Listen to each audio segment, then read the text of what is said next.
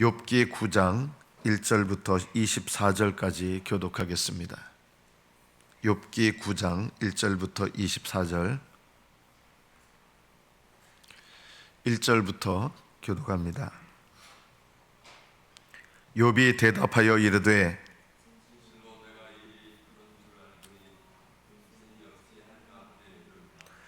사람이 하나님께 변론하기를 좋아할지라도 천마디에 한마디도 대답하지 못하리라.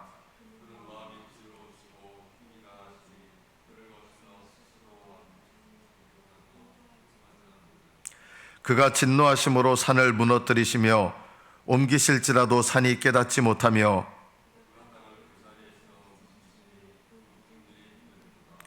그가 해를 명령하여 뜨지 못하게 하시며 별들을 가두시도다.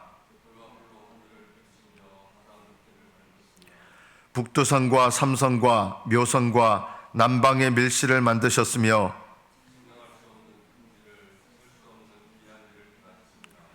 그가 내 앞으로 지나시나 내가 보지 못하며 그가 내 앞에서 움직이시나 내가 깨닫지 못하느니라.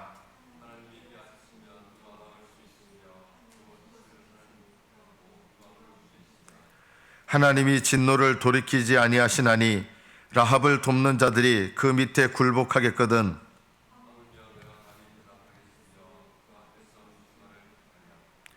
가령 내가 의로울지라도 대답하지 못하겠고 나를 심판하실 그에게 간구할 뿐이며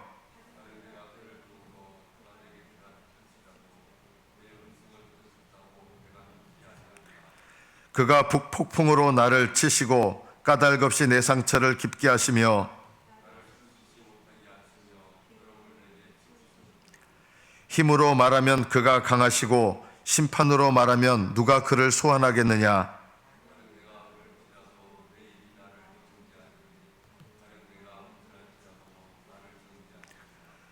나는 온전하다마는 내가 나를 돌아보지 아니하고 내 생명을 천히 여기는구나.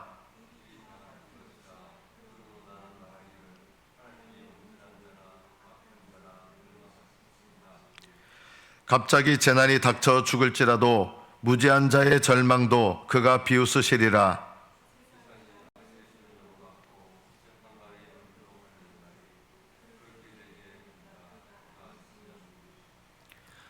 여기까지 받들어 읽겠습니다.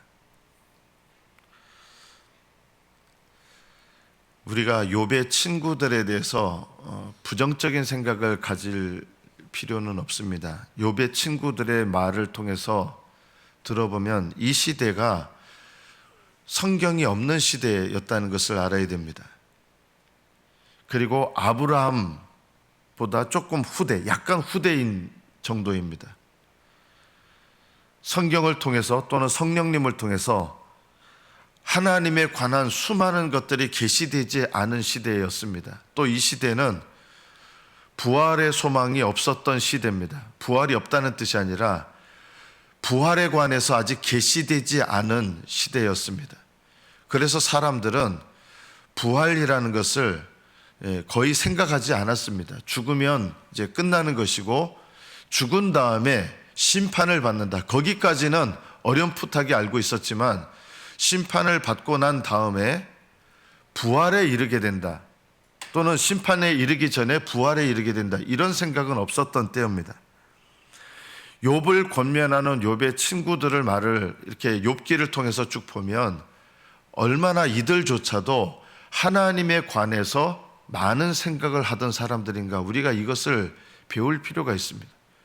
저는 이 욥기서에 나오는 욥의 친구들, 욥 자신도 하나님에 대해서 깊이 생각하고 있었지만 욥의 친구들도 제가 이렇게 봤을 때는 오늘날 그리스도인들이 하나님을 아는 것보다 더 많이 고민하고 하나님에 관해서 더 많은 생각을 하고, 여러분들은 성경을 갖고 있지 않습니까? 하나님을 알 수 있는 성경을 갖고 있는데 이 욥기에 나오는 욥의 친구들의 말을 통해서 그들이 알고 있는 하나님, 이런 하나님에 대해서 욥의 친구들처럼 말할 수 있는 그리스도인들이 과연 얼마나 될까? 그것은 욥의 친구들도 하나님에 관해서 굉장히 고민하고 기도하고 자기들의 삶을 하나님의 관점에서 보고 해석하려고 했던 많은 노력들이 있었다는 것을 증명하는 것입니다. 우리는 욥의 친구들을 결코 비웃을 자격들이 없습니다. 이렇게 하나님이 명확하게 말씀을 통해서 계시되는 것이 적었던 이 시대에 어떻게 이렇게 하나님에 관해서 많은 것들을 이야기할 수 있고 하나님은 어떤 분이시다라는 것에 대해서 이렇게 다양하게 얘기할 수 있는가? 우리가 이 욥뿐만 아니라 욥의 친구들이 말하는 하나님은 어떤 분이시냐? 욥의 친구들이 말하는 그 하나님에 관한 말씀을 우리가 들을 때도 우리가 좀 부끄러워해야 될 필요가 있다. 우리는 하나님의 성경에 이렇게 계시가 있는데도 성경을 안 읽으니까 하나님을 모르는 거예요. 예를 들면 이런 것이 있죠. 조금만 어려움이 당해도 많은 그리스도인들이 내가 하나님 앞에 하나님께서 내가 뭘 잘못했길래 하나님께서 나한테 이런 일을 주시지 하면서 불만을 품습니다. 안 그럴까요? 그리스도인들 거의 대다수가 내 삶에 조금만 어려움이 와도 하나님이 도대체 왜 나한테 이런 일을 주셨지? 이렇게 불평합니다. 그러나 욥과 욥의 친구들은요, 하나님께 이런 불평할 자격이 우리에게 없다. 이분들은 적어도 이런 생각을 갖고 있는 거예요. 하나님은 어떤 일을 하셔도 의로우시다. 욥뿐만 아니라 욥의 친구들도 하나님은 모든 일에 의로우시다. 하나님은 모든 일에 지혜로우시다. 그걸 막연하게 아는 게 아니에요. 어떻게 합니까?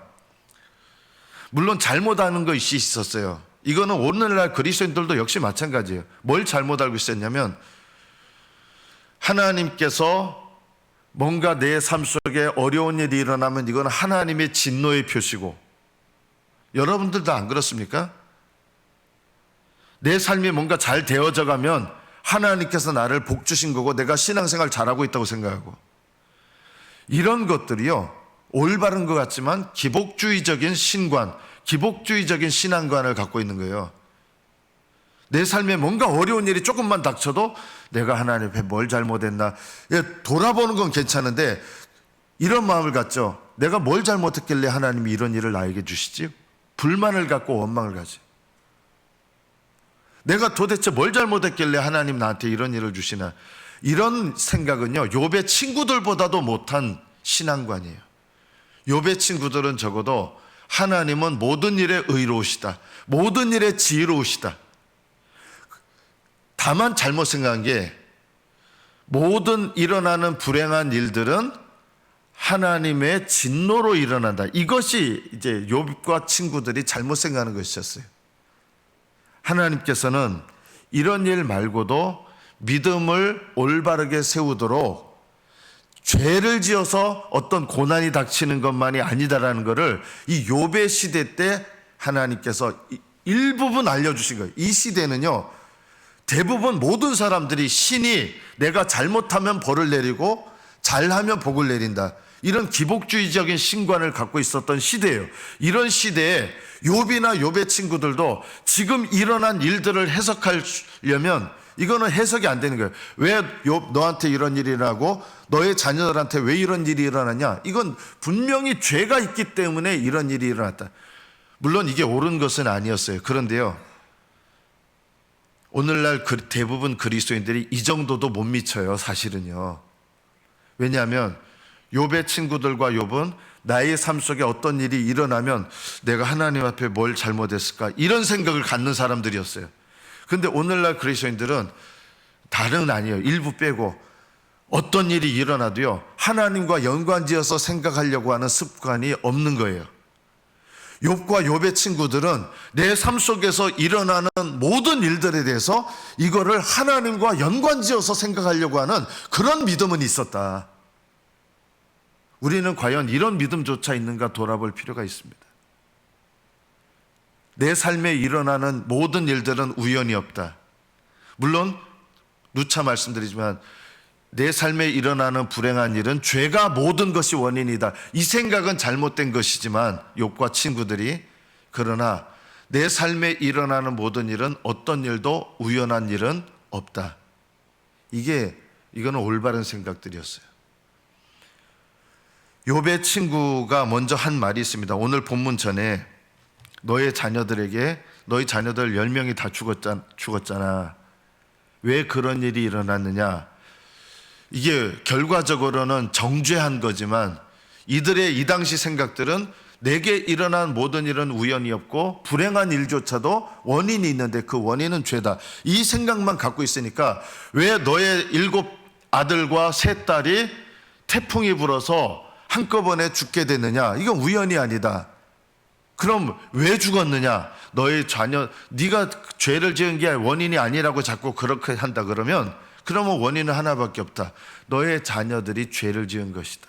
이게 정죄를 하게 된 거예요. 하나님은 의로우시기 때문에 너의 삶에 일어난 모든 일은 우연이 없고 의로우시기 때문에, 그렇다면 그거는 지금 네가 겪고 있는 고난은 죄가 원인이 아니냐? 네가 하나님 앞에 깨닫지 못하고 있는 무슨 죄가 있기 때문에 이런 일들이 일어났다. 그거 빨리 깨달으라. 그리고 욥의 친구가 오늘 욥기 9장인데 이 전에 8장에서 한 얘기가 있어요. 이거는 우리가 귀담아 들을 필요가 있는 말입니다. 어떤 말을 합니까? 하나님을 잊어버리는 자의 길은 다 이와 같고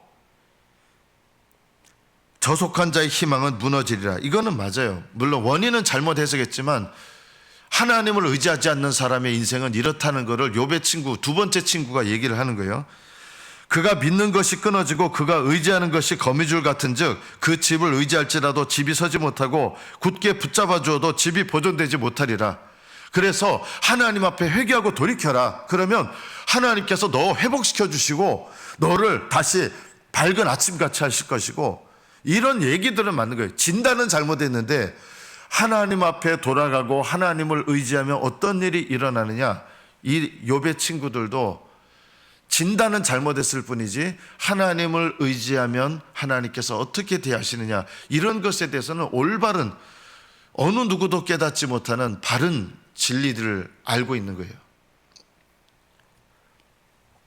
욥기 9장 1절에서 이렇게 이야기합니다. 진실로 내가 이 일이 그런 줄을 안다. 이 일이란 말이 뭐냐면 너의 말에 동의한다. 하나님은 의로우시다. 하나님은 우리의 모든 생각을 뛰어넘으셔서 모든 일에 지혜로우시다. 나도 그런 줄을 안다. 인생이 어찌 하나님 앞에 의롭겠느냐? 하나님 앞에 의로운 인생은 아무도 없다. 나 인정한다. 그런데 욥이나 친구들이 이거는 도저히 이해가 못하는 게 있어요. 아무리 그래도 죄 때문에 지금 욥이 하나님의 이런 욥에게 일어난 일들을 경험하게 돼 하나님께서 허락하신 건 아니다. 이거는 몰랐던 거예요. 그러니까 욥 자신도 왜 내가 이런 일을 겪어야 되는지, 욥의 친구들도 왜 그런지 모르는데 죄밖에 없다. 원인이. 회개해라. 그럼 뭘 회개하냐? 죄가 있으니까 네가 알겠지. 이런 식인 거예요. 욥은 하나님의 지혜에 대해서 인정하면서 이렇게 이야기합니다. 4절에 보면 하나님은 마음이 지혜로우시고 힘이 강하시니 그를 거슬러 스스로 완악하게 행하고도 형통할 자가 누구냐? 하나님을 거슬러서는 안 된다. 5절, 그가 진노하심으로 산을 무너뜨리시며, 산이라고 하는 것은 이 당시 사람들에게 가장 견고한 거예요. 흔들리지 않는 가장 견고한 것, 이게 산이거든요. 그런데 하나님은 산을 무너뜨리시고 옮기신다. 땅을 그 자리에서 움직이신다. 땅의 기둥들을 흔들리게 하신다. 하나님은 7절, 해를 명령하여 뜨지 못하게 하시고 별들을 가두실 수도 있다. 자연 법칙에 의해서 움직이는 모든 만물조차도 하나님께서 다스리고 계시고 하나님이 통치하고 계신다는 거예요. 이 당시 지금으로부터 4,000년 정도 사람이거든요, 이분이요. 여러분, 가장 지혜롭다고 하는 어거스틴이라고 하는 분이 있습니다. 우리 신앙의 선조 중에 믿음은 그분을 따라갈 수 없어요. 어거스틴이요. 이 어거스틴조차도 이 병균이나 조그만한 해로운 곤충이 아니죠. 이나 이런 것들이 어떻게 생기느냐, 먼지가 변해서 이가 된다고 이렇게 생각하는 그런 시대였어요. 이게 언제적이냐면 지금으로부터 약 1700년 전이에요. 근데 욥이나 친구들은 지금으로부터 4000년 전 사람이에요. 이런 사람들이 모든 눈에 보이는 만물은 하나님께서 다스리시고 운행하고 계신다. 하나님은 별들을 가두시고 이 법칙에 따라서 움직이시지만 하나님은 하고자 하시면 이런 것들도 하나님이 다스리셔서 하나님께서 움직이신다. 마음대로 그러실 수 있는 분이다. 하나님께서 홀로 하늘을 펴시고 바다 물결을 만드시고 북두성, 삼성, 묘성, 남방의 밀실, 하늘에 있는 하늘의 별들도 다 하나님이 만드셨다. 그리고 하나님은 측량할 수 없는 큰일, 셀 수 없는 기이한 일을 행하신다. 이게 얼마나 우주 만물에 대해서 오늘날 가장 똑똑하다고 하는 물리학자들, 천문학자들도요, 하나님께서 온 세상 다스리고 계신다는 거 모르는 사람들 얼마나 많습니까? 그런데 이들은 이게 지혜예요. 하나님께서 이 모든 것을 만드셨고 하나님께서 이 모든 것을 운행하고 계시고 다스리고 계신다. 노벨상 받았다고 해서 이거 압니까? 똑똑해서 노벨상을 받는데 가장 단순한 것도 모르는 과학자들이 얼마나 많아요. 하나님께서 이 세상 만물 창조하셨다. 창조하신 만물을 섭리하고 계시고 이끄시고 운행하고 계신다. 이거 모르는 노벨상 과학자들 얼마나 많은지 압니까? 그 노벨상 받는들 뭐 합니까? 우주 만물을 두신 목적이 그 우주 만물보다 크신 하나님, 우주 만물을 다스리시는 하나님이 얼마나 지혜로우시고 능력이 많으시고 그거를 깨달아야 우주 만물을 올바르게 하는 건데 그거를 못 깨달으면 단편적인 지식을 갖고 있다는들 그게 무슨 소용이 있겠습니까? 그게 지혜가 아닌 것이죠. 욥은 하나님께서 만물을 창조하시고 다스리시고 하나님 뜻대로 운행하고 계신다. 이거를 인정합니다. 현대 과학자들도 모르는 이 지혜를 얻고 있는 거죠. 그러나 11절에 보면 또 이렇게 고백합니다. 그가 내 앞으로 지나시나 내가 보지 못하며. 하나님은 내 앞으로 지나가시는데 하나님 안 보이고 나는 보지 못한다. 하나님은 어디나 운행하고 계신다 이 뜻이에요. 근데 내가 못 깨닫는다는 거예요. 이 시대에 하나님은 지금 모든 만물 움직이는데 하나님이 보이지 않을 뿐이지 내 앞에서 지나가시나 내가 보지 못하고 그가 내 앞에서 움직이시나 내가 깨닫지 못한다. 또 하나님이 빼앗으시면 누가 막을 수 있느냐? 하나님은 하고자 하는 것을 반드시 이루신다는 거예요. 어느 누구도 막을 수 없다는 거예요. 하나님의 주권과 하나님의 능력과 하나님의 예정, 하나님의 뜻에 대해서 이 4000년 전의 분이 성경도 없는 시대에 하나님에 관해서 이렇게 고백하는 거예요. 하나님은 진노하시는데 진노를 돌이키지 않는다. 라합을 돕는 자들이, 라합은 이 시대의 가장 힘센 동물의 대명사입니다. 지금 우리가 살고 있는 시대의 제일 힘센 동물은 코끼리죠. 이 당시의 사람들의 가장 힘센 동물의 상징은 라합이에요. 이 동물 이름이에요. 지금은 아마 없어요. 이 라합이라고 하는 동물이. 라합을 돕는 자들이 그 말에 굴복하겠거든. 이 말이 뭐냐면 라합을 돕는 자들은 결국은 라합은 마귀의 상징이에요. 사실은 성경에서 라합을 돕는 자들조차도 하나님 말씀에 굴복한다. 악한 영들을 따르는 자들조차도 하나님의 명을 거스릴 수 없다는 거예요. 하나님은 주권적이시라는 거죠. 내가 하나님 앞에서 내가 스스로 아무리 의로울지라도 난 대답하지 못하겠고 나를 심판하실 그분에게 간구할 뿐이다. 그리고 내가 16절 가령 내가 그를 부르므로 그가 내게 대답하셨을지라도 내 음성을 들으셨다고는 내가 믿지 아니하리라. 이게 뭐냐면 하나님은 나의 지혜와 나의 모든 걸 초월하시는 도저히 내가 이룰 수 없는 높은 지혜와 능력 가운데 계신 분이라는 거예요. 그러나 욥은 아직 하나 모르는 게 하나 있었어요. 하나님은 너무나 전능하시고 너무나 위대하시고 너무나 초월적인 분이시다. 이거는 맞아요. 욥의 말이 너무나 지혜로운 말이에요. 그러나 욥이 하나 모르는 게 있었어요. 그가 내게 대답하셨을지라도 내 음성을 들으셨다고는 내가 믿지 아니하리라. 이 말은 뭐냐면요, 하나님은 너무나 위대하시고 초월적인 분이기 때문에 나같이 하나님과 비교했을 때 아무것도 아닌 이런 자의 음성에, 기도에 하나님이 내 기도에 들으신다고, 내 말에 귀 기울여 주신다고 나는 그렇게 믿어지지 않는다는 거예요. 하나님 너무나 위대하시기 때문에. 그러나 이거는 욥이 잘못 생각하는 거예요. 하나님은 초월하시고 전능하시고 한없이 크신 분이시지만 아무것도 아닌 우리들의 마음을 살펴주시고 우리의 기도를 들으시고 우리의 기도에 응답해 주시는 분이십니다. 이거는 욥이 왜 이런 고백을 했을까요?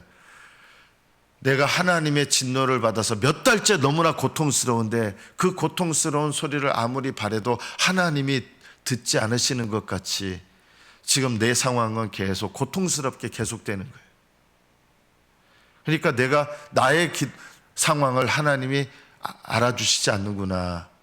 내가 하나님 앞에 고통스러워서 외치는데도 하나님은 듣지 않으시는구나. 이렇게 느껴진 거예요. 그러나 그렇지 않았어요. 하나님은요, 욥의 말들, 욥의 생각, 욥의 기도, 욥의 형편 다 세밀하게 보고 계신다.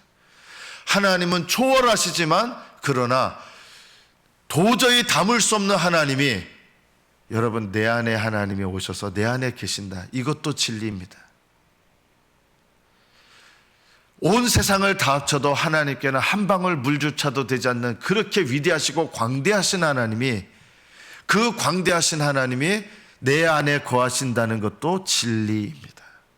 우리가 이것을 함께 알아야 하나님을 올바르게 하는 것입니다.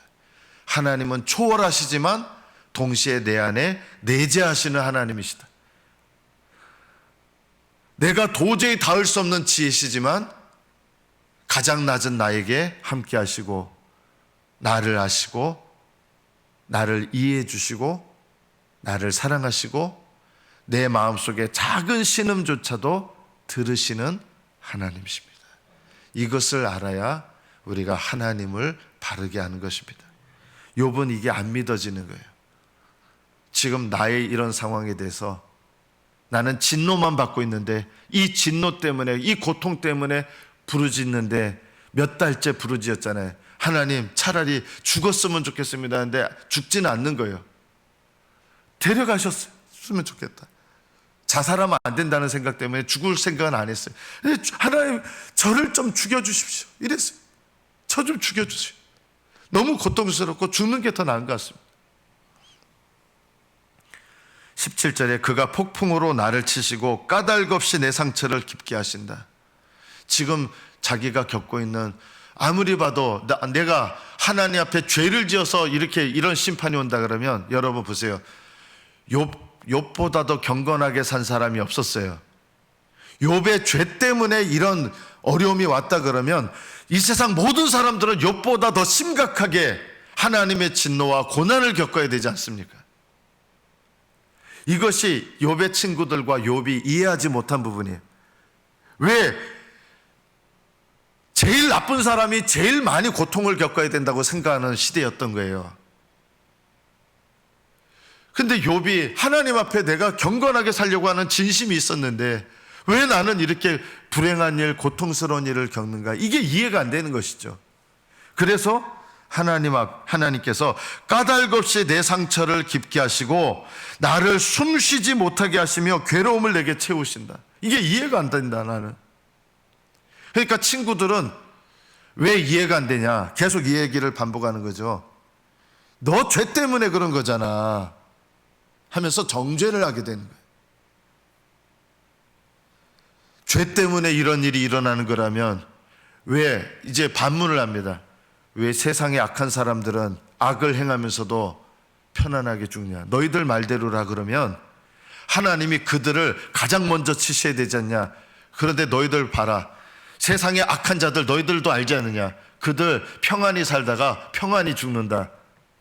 그들이 갑자기 하나님의 진노를 받아서 고통 겪다가 죽는 일이 얼마나 되냐? 너희들 말대로라 그러면 그런 일이 뒤바뀌어야 되는데 세상의 가장 악한 사람들은 편안하게 살다가 악을 저지르면서 사는데도 아무런 고통도 없고 고통 없이 죽는다. 그런데 선하게 사는 사람들은 오히려 고통을 겪고 힘들고 너희들 말이 그게 옳은 거 맞냐? 그래서 이 얘기를 합니다. 힘으로 말하면 그가 강하시고 19절 심판으로 말하면 누가 그를 소환하겠느냐? 가령 내가 의로울지라도 내 입이 나를 정죄하리. 내가 생각에는 내가 하나님 앞에 그래도 하나님 앞에 의로운 자는 한 명도 없다. 이거는 바른 믿음이에요. 그런데 그래도 내가 하나님 앞에 그래도 의롭게 살려고 애를 썼는데 다른 사람들보다, 그런데 이거를 내가 말할 게 없구나. 왜냐하면 다른 사람들보다 이런 고난을 겪어보지 못했는데 그런 고난을 지금 자기가 겪고 있는 거예요. 내가 이 얘기를 하고 싶어도 내 입이 나를 정죄하리니 내가 온전할지라도 하나님이 나를 정죄하실 것이다. 왜냐하면 지금 내가 겪는 이 일이 이해가 안 되는 거예요. 그래서 욥이 이런 결론을 내립니다. 내가 왜 이런 지금 고통을 겪는 중에서 계속 생각했을 거 아니에요. 날마다 생각이 한순간도 아프지 않은 시간이 없는데 왜 이렇게 고통을 겪고 이런 생각하다 보니까 결론이 이렇게 나는 거예요. 그러므로 나는 말하기를 하나님이 온전한 자나 악한 자나 멸망시키신다. 이거는 이 당시 사람들이 전혀 생각해보지 못했던 부분이었던 거예요. 온전하게 하나님 앞에 사는 사람이나 악한 자나 하나님은 똑같이 멸망시키신다. 왜냐하면 나는 온전하게 살려고 애를 썼다.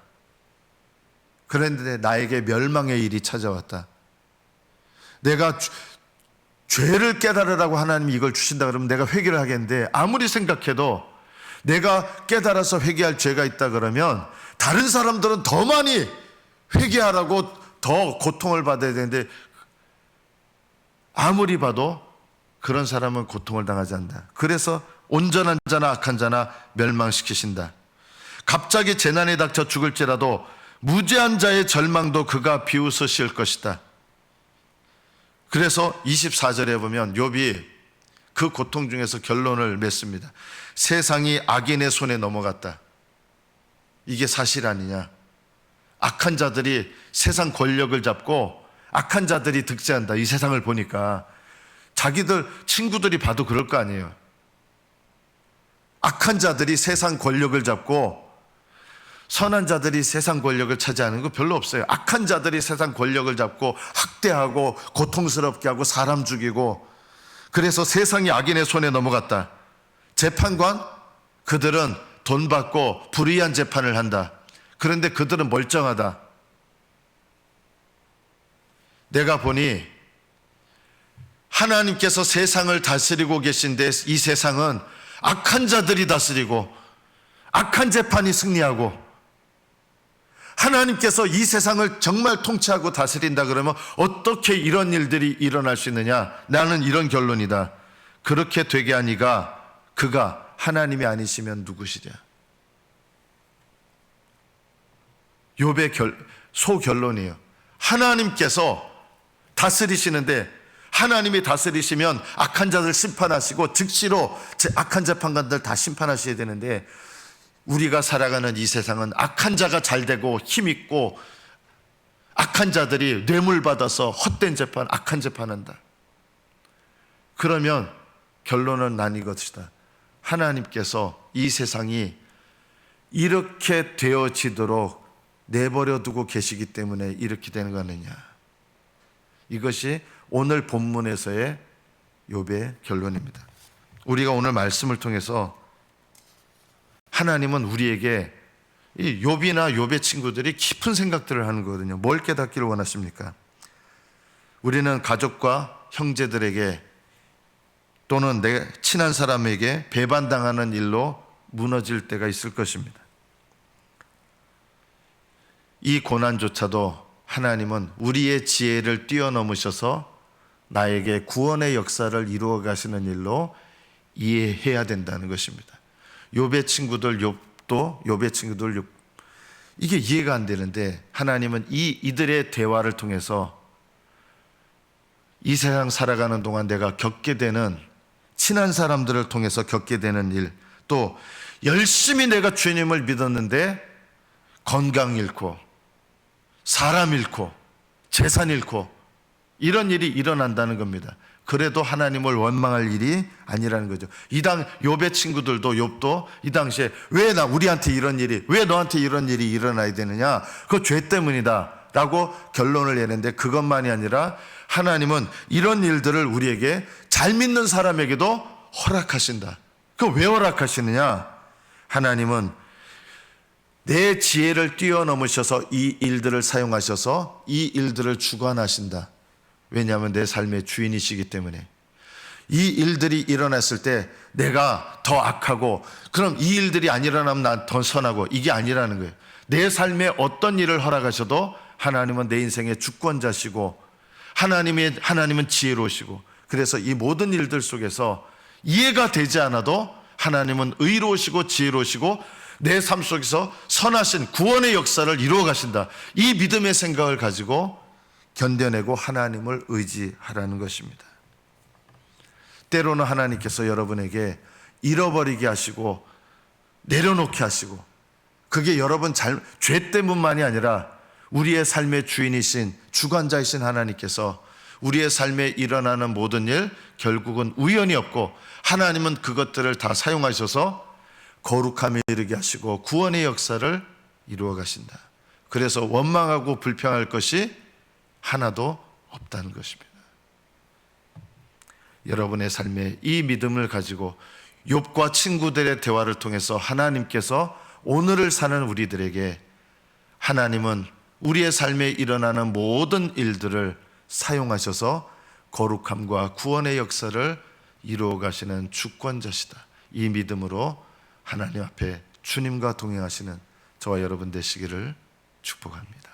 기도하겠습니다.